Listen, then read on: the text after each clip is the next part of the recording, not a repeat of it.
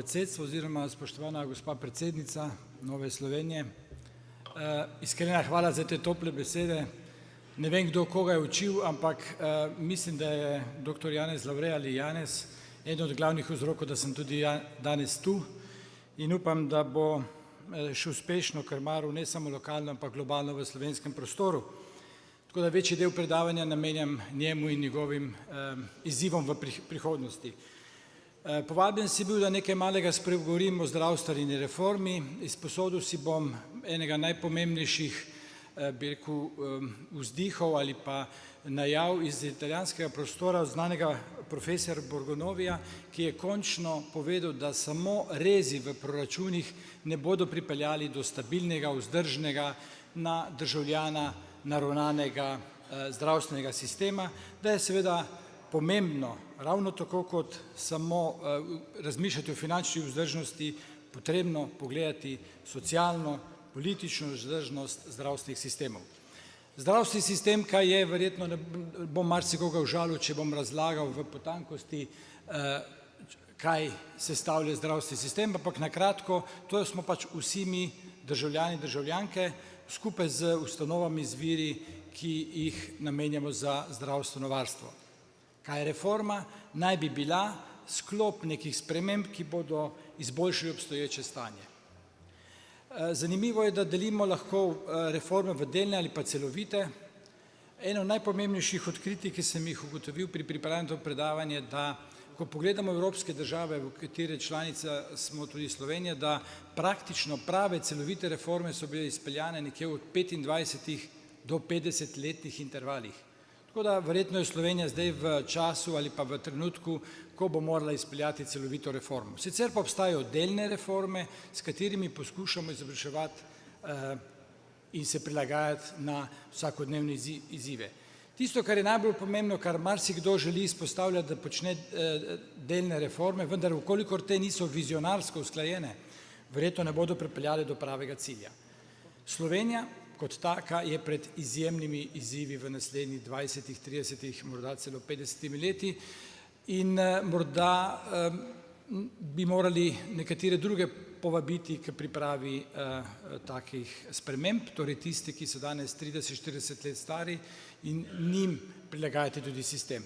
Kakorkoli, ne samo zaradi zdravstva, tudi zaradi drugih dejavnikov v Sloveniji živimo vsaka 4 leta približno leto dlje. In zato tudi toliko govorimo o demografskih pritiskih, o starajoči populaciji, vendar je potrebno tu narediti velik premik, drugačen razmislek in ne samo izpostavljati, koliko bo tisti, ki so starejši od 65 let. Ne smemo pozabiti na znanstveni tehnološki razvoj, tudi na kulturni razvoj, na vstopajočo genomiko in ne nazadnje tudi na socialno-ekonomski vidik oziroma premike. Napoveduje se, da v prihodnje bo 70% populacije živelo v ruralnih področjih, torej na nek način se bojo do globalni problemi premestili na lokalno raven. Slovenija je s temi problemi soočena in ko se pripravljamo na te celovite spremembe, moramo to upoštevati. Ne smemo si zatiskati oči, Slovenija članica Evropske unije, torej mora slediti evropskim vrednotam, ki so jih zapisali leta 2006, to je univerzalnost, dostopnost, solidarnost in enakost. Brez teh vrednot, bazičnih vrednot v zdravstvenem sistemu ne bo pravega pristopa vlaganja v zdravstvo. Seveda pa ne zadošča samo prepoznavanje teh vrednot, potrebno jih je umestiti tudi v zdravstveni sistem, v pravice. In tu trčimo na enega glavnih problemov, ki se ga v zadnjem obdobju vse bolj izpostavljamo, da Slovenija sicer v deležu bruto družbenega proizvoda namenja nekoliko več, kot je povprečje 28-terice. Če sem nekoliko ciničen, na začetku smo se primerjali s 15-terico, zdaj se pa skrijemo pod dežnikom 28-terice.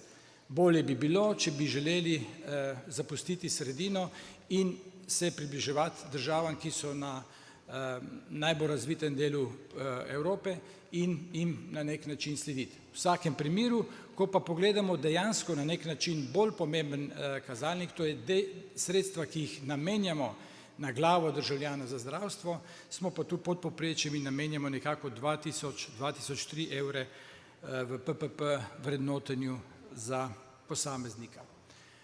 Primerjava zadnjih 10-15 let dopušča različne poglede, tako kot verjetno dokumenti, ki se pripravljajo. Nekateri zagovarjajo, da smo dovolj investirali, da je bilo dovolj javnih sredstev, nekateri zagovarjajo, da je bilo dovolj ali premalo zasebnih sredstev, kakorkoli.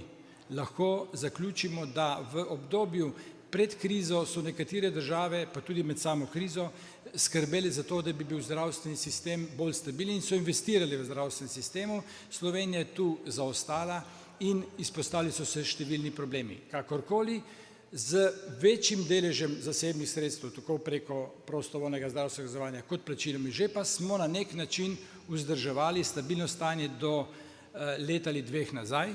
Sedaj se pa bolj ali manj lomi, ne samo afere, ki jih vsak dan slišimo glede kakovosti, varnosti, ampak predvsem število ljudi, ki jim je na nek način onemogočen vstop, torej slabša časovna dostopnost ali po domače povedano ljudje, ki so na čakalnih seznamih, je največja v zadnjih 10 letih. Približno 200 tisoč ljudi čaka na različne preglede, od tega 15, mogoče kakšen procent več, 15%, vsak 8, dlje kot je stroka napovedala, da bi smeli čakati. Kje so glavni problemi, kje so glavni izzivi, kje so glavne točke, v kateri bi slovenski zdravstveni sistem moral narediti preboj, da bi se približal ali pa ujel vodilne v evropskem prostoru? Torej zanesljivo je zaskrbljujoče to, da na determinantah zdravja otrok smo bistveno slabši od povprečja ali pa na repu Evrope, znan je problem samomora, presenetljivo tudi na področju raka pomembno zaostajamo za Evropo, kljub temu, da se na nek način nacionalne smernice uvajajo presejalni testi in podobno. Enega najbolj perečih problemov pa seveda predstavlja pomanjkanje kadra.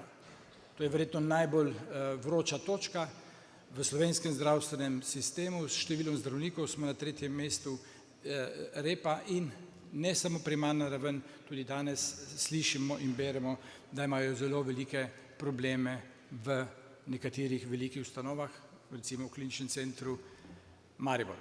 Soočamo se z naslednjimi izzivi, bolj ali manj so izzivi povzeti v dokumentu, ki ga Nova Slovenija predstavlja.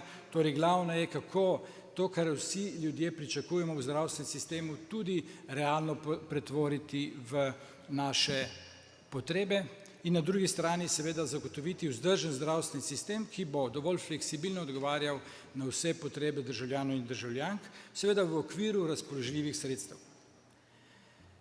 Kje smo danes? Ne samo vaš dokument, ampak kje smo danes? Slovenija še vedno nima nacionalnega plana. Naj spomnim, ponovno se opravičujem, če koga užalostim z tem, ko bom predstavljal korake. Seveda nacionalni program razvoja zdravstvenega varstva je najvišji dokument v neki državi, ker ima parlamentarno pokritje, torej poslanci ga potrdijo in to naj bi na nek način predstavljal smer razvoja v zdravstvenem sistemu v vsaki državi, torej v Sloveniji, in tega Slovenija že več kot leto dni nima.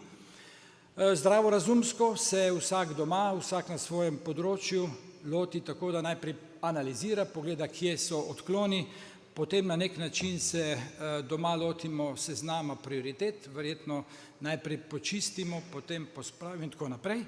Potem pridemo z predlogi rešitev, to dobimo nek nacionalni konsenz, spremljamo, če smo zadeli, no in potem spremljanju, analiziranju se vrnemo na ponovno točko. Torej tak krog bi pričakovali, torej najprej analizirati stanje, izpostaviti prioritete, začeli ali pa soočeni smo z nekoliko drugačnim pristopom, imamo napisano resolucijo, ki je prišla javno razpravo in sedaj smo dobili tudi analizo zdravstvenega sistema na več področjih, ki na nek način naj bi predstavljala osnovo za resolucijo.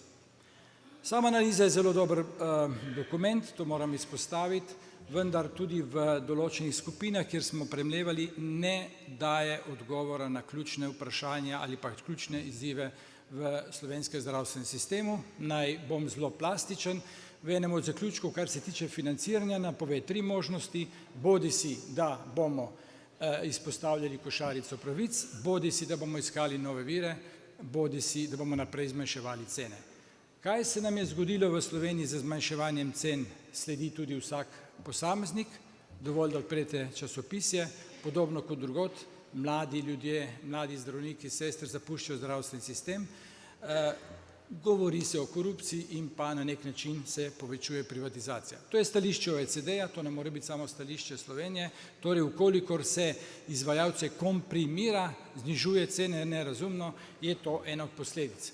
Kakšno je breme slovenskih davkoplačevalcev, so pred menoj govorili, torej govoriti o novih virih morda samo z nekim prerazporejanjem, tako da pridemo do tega, potrebno bo določiti košarico pravic. Nova Slovenija v svojem dokumentu tu naredi korak, pričakoval bi, izzivam tudi na bolj radikalni ali pa bolj transparenten pristop k temu, da končno državljani in državljanke dobimo jasen opis košarice pravic, ki bodo potem tudi pokrite z okviru javnih sredstev. Poznamo orodja, poznamo principe, res pa je, to moram priznati, je zelo velik in pereč politični problem. Ampak v nekem trenutku bomo morali priti do te razprave, da si nalijemo čistega vina, če smem, in da državljanom, državljanke povemo, kaj si lahko privoščimo v zdravstvenem sistemu v okviru naših razpoložljivih sredstev. Torej, kdo bo pokrit, kaj bo pokrito in koliko bo potem potrebno in zakaj plačevati tudi iz žepa.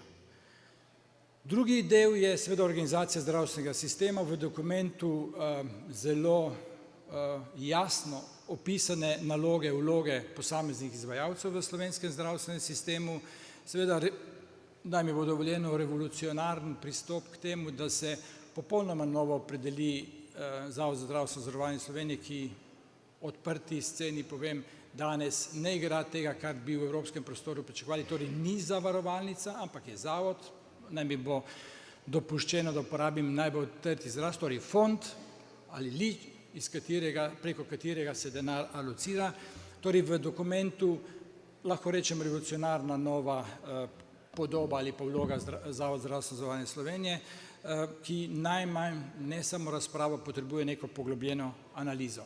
Seveda naj sklenem, četrti steber, ki bi bil potreben v slovenskem zdravstvenem prostoru, je seveda vlaganje, naj morda koga presenetim, pomembno bi bilo vlagati v šolstvo, v zdravstvo, v znanost, kajti to je največji vložek, ki ga bomo lahko potem obrali tudi v zdravstvenem sistemu. Dokazano je, da tam, kjer znanje raste, so razlike v zdravju bistveno manjše. Skratka, 3 koraki, definiranje jasne košarice pravic, tu dokument odpira pot, reorganizacija zdravstvenega sistema, tudi tu jasni predlogi in seveda tisto, kar mi vsi radi slišimo, kjer kakorkoli delujemo v zdravstvenem sistemu, večja avtonomnost, kar je tudi zapisano v dokumentu, in tretje seveda podpora strokovnosti, kliničnim smernicam, kliničnim potem, ki bodo zagotovili varnost in kakovost.